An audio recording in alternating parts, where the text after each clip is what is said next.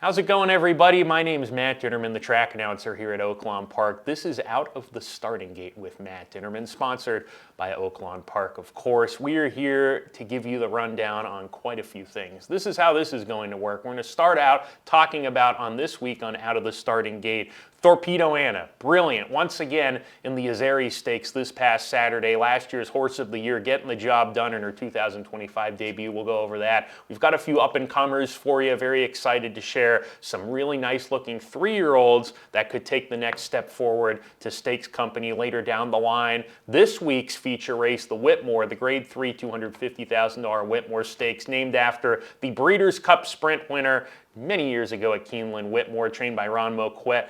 His race here, the Whitmore, will be run this Saturday, and we've got a good group of 9. We'll go over the whole field there. Also want to mention that we will also go over a little bit of something new. That's right, the Virginia Derby, the first running of the $500,000 Virginia Derby at Colonial Downs on dirt. Triple Crown talk. We've got a few Oaklawn raced winners that will be running in the Virginia Derby with points to the top few placers there for the Kentucky Derby. I'll give you a clocker pick of the week, and we'll sign off. So we're going to get this show going here right on the roll here. Let's talk about, first of all, workouts before we get to anything else.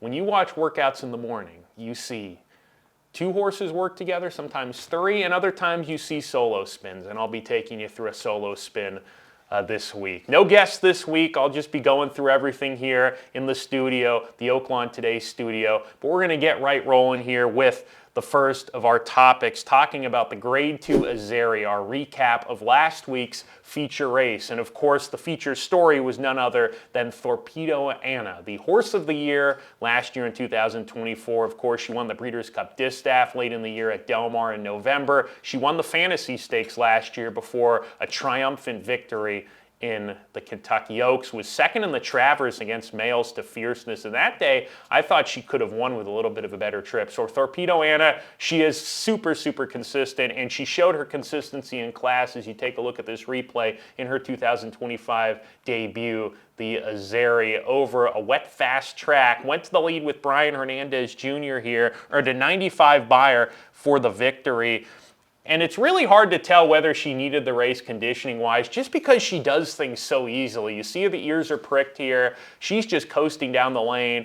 I think it really will help her fitness-wise. She only had a couple 5-furlong works leading up to this race here. So I think fitness-wise, this is really going to tighten her up for the Apple Blossom. But this was a very nice win. It would have been very interesting to see what would have happened, how she would have run if Wild Bout Hillary did not scratch at the gate. She was an entrant that was projected to show speed. She won the Bayakoa Stakes about a month ago, and she flipped in the gate, was a late scratch. Her jockey, Rafael Bejarano, who was aboard on this occasion, was okay. Wild Bout Hillary was just fine as well, so good news there. But with that left another speed horse out of the equation. Thorpedo Anna was able to scoot clear early, set pretty soft fractions really, and got it done and looked very good in doing so. And again, she will be pointed for the Apple Blossom in mid-April. A second start off the layoff. I think that'll really get her cranked up, this Azeri run for the Apple Blossom, and no doubt she'll be the favorite. Just a really consistent filly. How cool is she? A $40,000 sale purchase. Another cool horse that ran in the Azeri as well was none other than Free Like a Girl, who's earned over $2.2 million now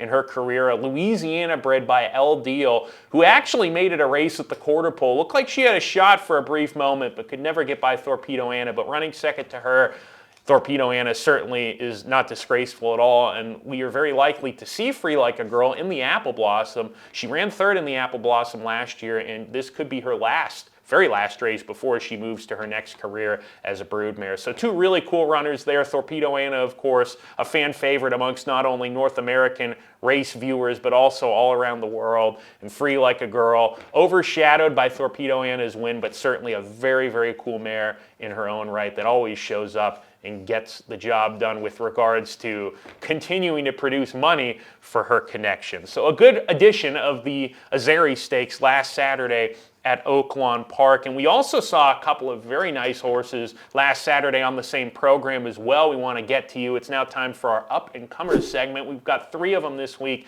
and we're going to start with That's the One with Rafael Bejarano, who won 4 races in one day last weekend. He's second in the standings behind Christian Torres, riding well right now. Are both Christian and Rafael Bejarano, and if you take a look at this replay of That's the One, trained by Phil D'Amato, gets an 86 buyer here, number 8 in race 8 on Saturday, March 8th. A son of McKenzie, looks to be going in the right direction. This was his first time routing. He was cruising the whole way around and kicked clear while a little bit green, trying to lug in a little bit, but he got the job done. This horse certainly has ability, a well-bred son of Not This Time, who continues to improve. His last 2 races, his only 2 races at Oaklawn Park, have been his best yet for the D'Amato camp, so he himself is going in an upward trajectory. I'm very interested to see how That's the One does. He was solid sprinting. He ran some good efforts against maiden sprinting. Obviously, he can route. And I think there's room for improvement with this horse. So That's the One, certainly one that is an up-and-comer, at least in my eyes, that raced here at Oaklawn this past weekend. Another one, we've talked about her before, Nui Majik. In fact, Richie Migliori and myself went over this gal last week on Out of the Starting Gate, and Nui Majik produced a 2nd consecutive victory. She is down on the rail, number 10 in this race with Nick Juarez aboard, and I thought this was a very impressive race for a couple of reasons. She was behind a horse that was losing position and backing out, and she sort of had to wait a little longer than maybe Nick wanted to, but she had to run down the runner-up finisher Little Blaze in this race, who, by the way, has won 6 times, and Nui Majik had only run once, and she broke her maiden. To win a race like this in which she had to run past Little Blaze and she had to actually earn it, she actually had to run hard to a runner that wasn't stopping, was very impressive. On top of that, you also have to take into account the fact that she, again, is very lightly raced, and this is her only 2nd career start. A daughter of Arrogate purchased for $1 million for trainer Dwayne Lucas. Obviously, this filly has ability. She showed some heart this past afternoon on Saturday to get that win, and she is going in the right direction. It'll be very interesting to see whether Wayne tries her going at 2 turns, whether he keeps her sprinting. I think she can go longer, but Nui Majik is certainly one with a very bright future, 2 for 2 to kick off her career. We'll stay on the Dwayne Lucas bandwagon for our last up-and-comer, Princess Aaliyah, a $1.2 million sale purchase by Top Stallion Into Mischief, broke her maiden last weekend here at Oaklawn Park. And let's take a look at the replay. It's hard to miss her here. The gray filly earned a 79 buyer for this 2-turn 1-mile maiden special weight victory. She is a granddaughter of the great Winning Colors, coincidentally also trained by Dwayne Lucas. Winning Colors, an exceptional race mare herself, and Princess Aaliyah purchased for $1.2 million, obviously with that royal pedigree in mind. I would imagine with this win, Stakes Company will be next for Princess Aaliyah. Nick Juarez was aboard this runner as well. Nick Juarez and Dwayne Lucas doing some good work together as of late. Nick's starting to heat up here the last couple weeks here at Oaklawn Park. Princess Aaliyah, a little bit more of a grinder. This was a big step forward for her because she didn't have great form on paper, but she got bet hard from an 8-1 morning line down to 7-2, and she got it done for more play racing in BC stables. So Princess Aaliyah, one you want to watch out for. Another up-and-comer along with Nui Majik and That's the One, are 3 up-and-comers this week. Coming up this week at Oaklawn Park, Saturday, 11 races. First post will be 12:30. The Grade 3 Whitmore, $250,000 in the purse, and a field of 9, a very, very good field in this year's Whitmore. Last year we saw a small field. This is a bigger field with loads of quality, and we're going to go through the whole field briefly here, the Whitmore. All 9 runners are worthy of a mention, and you could make an argument that any one of the 9 runners in the race have a shot to win this. It's a very good race, race number 10 on the 11 race card. It's a 6-furlong event, and we're going to start off talking about a horse that has really captured the hearts of Oaklawn race fans, Tahano Twist, with his lethal turn of speed from the back of the pack, likes to sit off, make one run. Think of Zenyatta, he's the sprint version of Zenyatta, and if you take a look at this last replay here where he nailed Happy as a Choice on the money, this race was the King Cotton Stakes, and he sat far off the pace. The pace was decent, not super speedy, but it certainly wasn't slow either in that affair. It was a contentious pace for him to run into. He shows a big burst here. Tyler Bacon riding. He's still an apprentice, but there's no weight break in these stakes races. This horse loves Oaklawn Park. 4 wins, 5 seconds, 1/3 from 10 starts. So he never runs a bad race. If you back him, you're going to be sweating it a little bit because he's going to be far off the pace. But there will be pace in this race for him to chase. I thought last time out he tried to hang a little bit with Happy as a Choice, but got the job done nonetheless. Is he beatable? Sure. I mean, he was coming off a 9-race losing streak last time out. So he finally got a confidence booster, which is important for these older horses. Tahano Twist will be rolling from the back of the field. It'll be fun to see him in the Whitmore Stakes. Happy as a Choice, of course, you just saw he ran second to Tahano Twist in the King Cotton. Happy as a Choice won the Ring the Bell Stakes in December for Johnny Ortiz. Ran a good race last time, was just second best, and this time around he's going to be able to once again get the jump on Tahano Twist, but this is a little bit of a tougher field. Just like Tahano Twist, both runners will have to improve, given the fact that this is more of an in-depth type of field. You got some really strong company here, and it wouldn't surprise me if a couple of these runners at least go to our big sprint stake in April to Count Fleet. Happy as a Choice, an old pro here, 6 for 13 with 4 other in-the-money finishes. He himself, like Tahano Twist, doesn't run bad races often, and he is one that can stalk the pace. He can come from fairly off of it. He has a very, very versatile running style, and I think with jockey Ramon Vasquez back aboard his regular rider, that gives him a lot of option based on how the race plays out. Number 3, Giant Mischief, who won the Fall Highway Stakes at Aqueduct in late November. We haven't seen him since then, so he makes his first start of the year for trainer Brad Cox with Christian Torres, our current leading rider, at the meeting. 5-1 on the morning line for Giant Mischief. He's a new player to the Oaklawn Sprint Division, which should be very intriguing given that this horse is one that has been very consistent as well. 5 wins, 2 seconds, 1/3 from 9 lifetime starts. He ran 3rd in the Grade 1 Malibu in December of 2023, and he's always had class, and they've always liked him. His races have been spaced. They've had to be patient with him, fairly lightly raced, but Giant Mischief is one that certainly brings talent, more talent, to a star-studded Whitmore field. Booth is number 4. He's your morning line favorite. Comes off a decisive win in the Commodore Overnight Stakes for runners that have never won a sweepstakes. So here he is. He's finally won that stake. Now he's in against other horses that have won plenty of stakes races before. This is a bump up in class. He was last seen here on February 24th. Here's the replay. He went to the lead that day. Got a 105 buyer, stopping the clock in 1 minute 8 and 3/5 seconds. A very fast time. The concern I have is that this horse is wheeling back in just 3 weeks. And the bounce theory is in play here, which suggests a horse runs a huge race, they wheel back quickly, and then they regress. It's not going to be easy for this horse to duplicate that last race.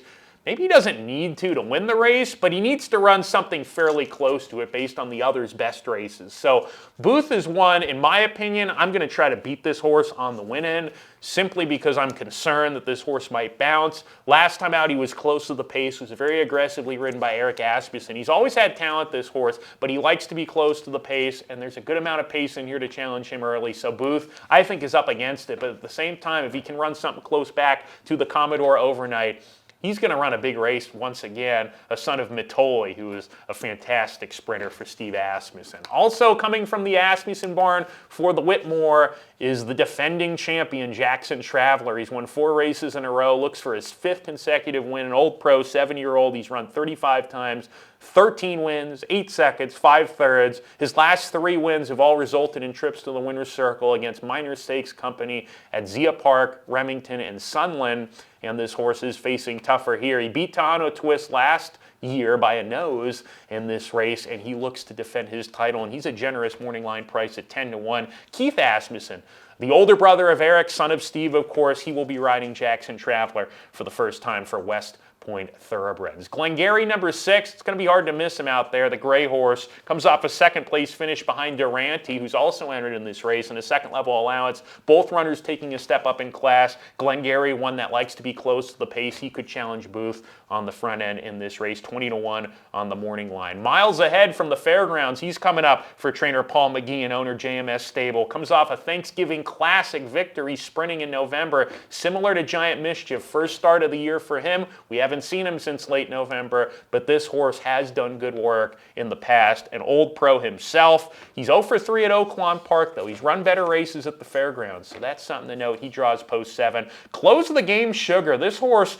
was actually well beaten in his last start in September, so he comes off a layoff here for trainer Adam Rice, who last year was 10 for 47. That's a 21% win clip, so a smaller stable, but very efficient, obviously. Close of the game, Sugar. This horse was second in the Bing Crosby, a grade 1, and none other than the Chosen Fraud, who scratched out of the Breeders' Cup Sprint in November, but was certainly going to be one of the favorites there. Close of the game, Sugar. He runs well fresh as well. This horse has run some good numbers in most of his races. Last time out, I don't know what happened there. He was pretty much eased as the 7-5 second choice, finished well behind Happy as a Choice in a stake at Churchill Downs, and closed the game, Sugar. On the morning line is 9-2. Julian Leparoux is riding for the first time, but this horse on his best day, if he's fit, looks like he will be. He's got some decent works on the page, quick works leading up to this. If he's fit and he runs his best, he's a potential mild upsetter. Close the game, Sugar, for the Adam Rice barn. And finally, number 9, we go to Durante, who comes off a nice win. Let's take a look at it here. Durante won a second-level allowance at 12-1 in a field of 6. This horse pressed the pace, always looked good after he broke, but here's the thing. When he broke out of the gate, he was a little bit slow, had to rush up to challenge the pace, and he still won by a length. He ran a huge race off a 2-month break. Second start off a layoff for David Jacobson, who wins at about 22% with runners second off a break between 45 and 180 days. Durante, 20-1 morning line. Speed figures indicate he's going to have to improve just on speed figures alone, but that win maybe was the confidence booster he needed. He's taken a step up in class, just like Glengarry, who ran second that day. But Durante looks like off that win, hey, why not take a shot at this grade 3 $250,000 pot? So there you have it. We have the Whitmore Stakes this Saturday, race 10 on an 11-race program, and it's a very good race, as you just heard.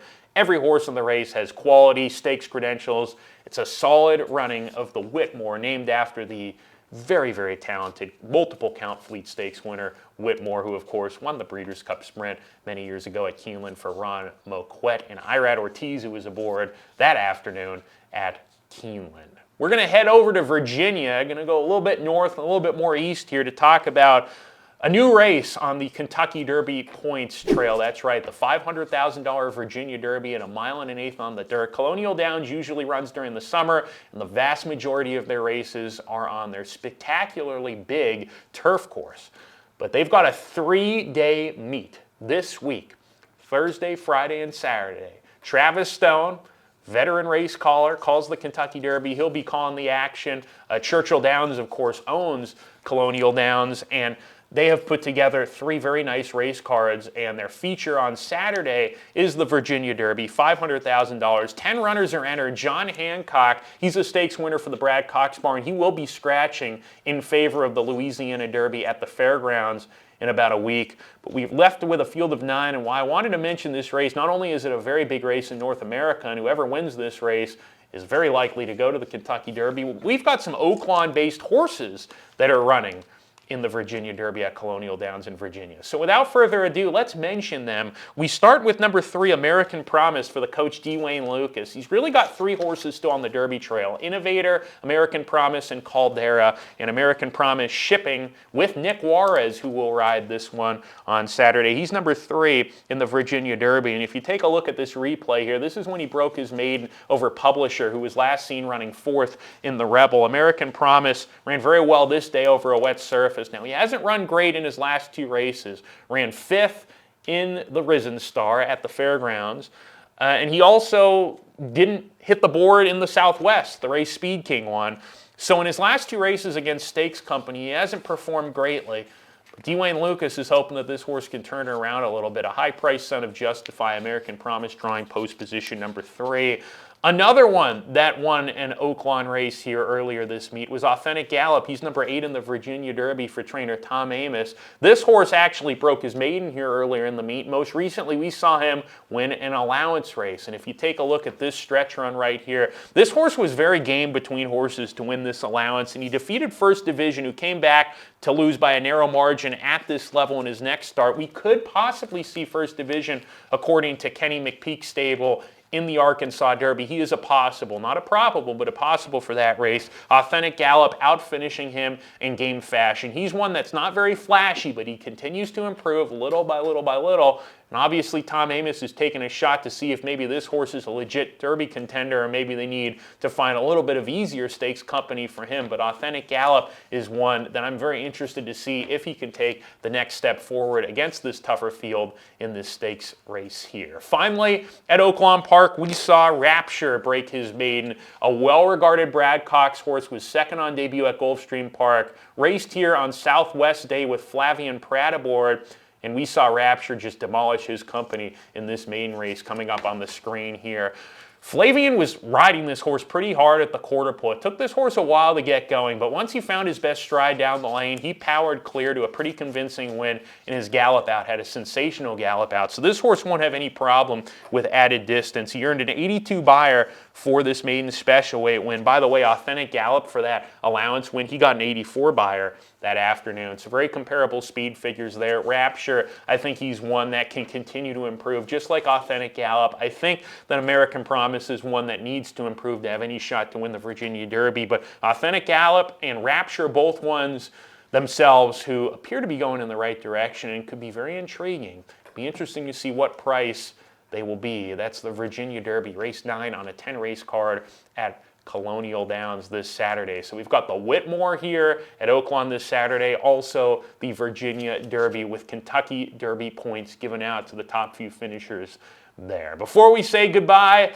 it's time for Denny's Clocker Pick of the Week, and I've got a 15-to-1 morning line shot. We go to race number 11, number 1. His name is California Tiger, off the claim by Sippy Contreras, and he is protecting this horse off the claim, so I think that's a positive. And then when I watched this workout the other morning, I'm not surprised. This horse was working with a workmate and was behind a Scott Becker trained pair. Those two you can see in the red saddle towel, and you're going to see that California Tiger just gobbles up ground. He demolishes his workmate in this workout and then continues on through the wire into the first turn, and he continues with super energy. This horse is flying down the lane, willing, passing runners into the first turn, the Becker pair, and gallops out with a flourish. So I don't know if this horse will be my top pick in this race, because on paper he does look like he needs to improve significantly, but the fact that Sippy Contreras, who's a good claiming trainer, is protecting this horse first off the claim, and then you take a look at this horse's work, and you raise your eyebrows and you say, maybe Sippy likes this horse. He probably looked at this work and said, let's put him in an allowance. Let's see. Maybe I don't want to lose him at the claim box right now off this workout. So California Tiger at 15-to-1 draws the rail. He'll be saving ground. Martin Schwann to ride California Tiger off the claim for Sippy. He is Denny's Clocker Pick of the Week. Pretty quick rundown here of all good things happening between Oaklawn, Virginia, and around the country out of the Starting Gate episode 8, folks. We hope you had a good time tuning in. We'll be back next week, and I'm going to have a good guest for you next week. I can promise you that. Have a great week. Make sure to tune into Oaklawn Friday through Sunday. First post each day, 12:30. We've got 10 races on Friday, 11 on Saturday, Whitmore Day, and then 9 more on Sunday afternoon. Have a great week, folks, and thanks for tuning in to Out of the Starting Gate with Matt Dinerman.